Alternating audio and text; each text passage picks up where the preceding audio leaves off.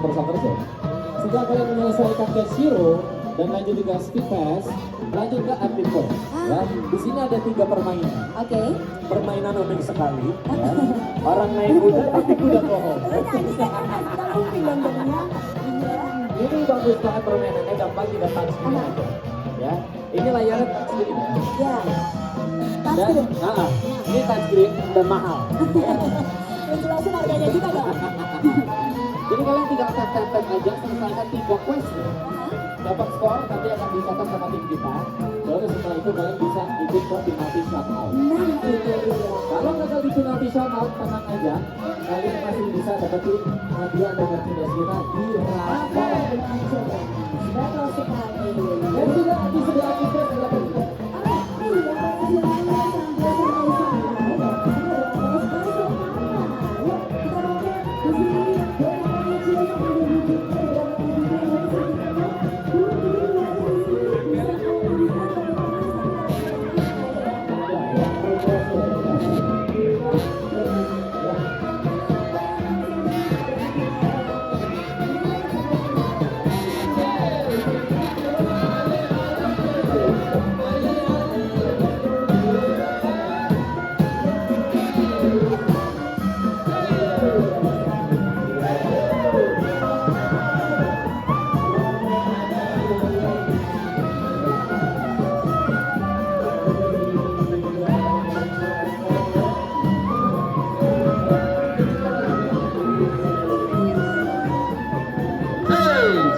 Asik, asik.